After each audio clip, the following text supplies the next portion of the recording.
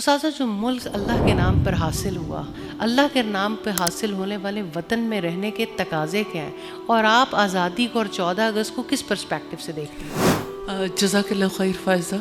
اللہ سبحانہ تعالیٰ نے جو نعمت ہمیں دی ہے، اس نعمت کے پیچھے جو پین ہے، اس کے پیچھے جو سٹرگل ہے، اس کے لیے جو ایفرٹ کی گئی، اس کو پیش نظر رکھے بغیر نعمت کی قدر بھی نہیں ہو سکتی۔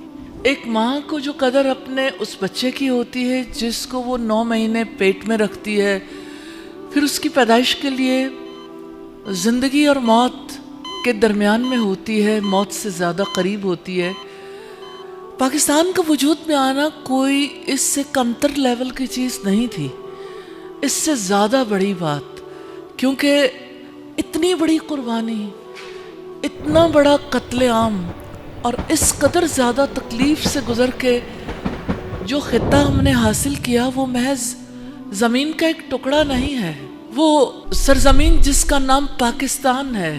ابتدا میں ہی واضح کر دیا گیا تھا، پاکستان کا مطلب کیا؟ لا الہ الا اللہ۔ پاکستان اور ایمان، پاکستان اور قرآن الگ الگ نہیں کیے جا سکتے۔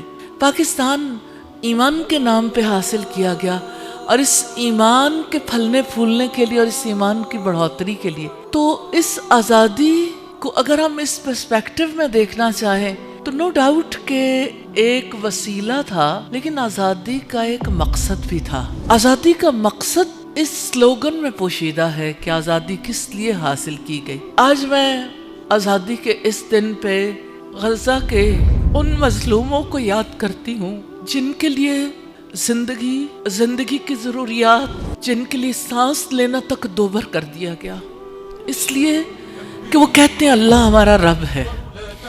مجھے ایسا لگتا ہے کہ اللہ سبحانہ تعالیٰ نے اس موقع کو آج ساری دنیا کے سامنے اس لیے رکھا کہ مسلمانوں کو ریئلائز ہو کہ ہمارے اسلاف نے کیا کیا قربانیاں دی تھیں۔ صرف 47 میں نہیں، اس سے پہلے ہماری تو تاریخی قربانیوں کی تاریخ ہے، کیونکہ ہر مسلمان جانتا ہے کہ قربانی سے ہی اللہ سبحانہ تعالیٰ کا قرب ملتا ہے، اور اس قرب کے لیے جو قربانیاں محمد رسول اللہ صلی اللہ علیہ وسلم کے دور میں دی گئی، صحابہ کے دور میں، اور پھر پوری تاریخ میں، صرف عرب میں نہیں پورے جہان میں، یہ قربانیوں کی داستان ہے۔ جب کوئی اس تکلیف دہ فیز سے گزرتا ہے تو لگتا ہے کہ شاید اس گپ اندھیرے میں سویرا نہیں ہوگا، لیکن اللہ سبحانہ تعالیٰ مشکلات سے گزرنے والوں کے ایمان کی وجہ سے انہیں یہ یقین دیتا ہے کہ سویرا ضرور ہوگا، روشنی ضرور پھوٹے گی۔ اگرچہ آج بھی امت مسلمہ کے لیے چیلنجز ہیں، اور ہم ایک ایسے دور سے گزر رہے ہیں کہ جہاں ہم تکلیف بھی محسوس کرتے ہیں، اور ہم مدد کے لیے وہ راستے بھی نہیں پاتے جو ہم اپنے مظلوم مسلمان بہن بھائیوں کے لیے کر سکتے ہیں۔ وہ سب کچھ کرنے کی پوزیشن میں بھی نہیں ہے۔ ہاں، اپنے رب سے فریاد کر سکتے ہیں، دعائیں کر سکتے ہیں۔ تو اس موقع پر جیسے پاکستان کے لیے دعا کریں گے، ایسے ہی غزہ کے مسلمانوں کے لیے بھی ضرور دعا کریں گے انشاءاللہ، اور اور اس خطے کے لیے دعا کریں گے۔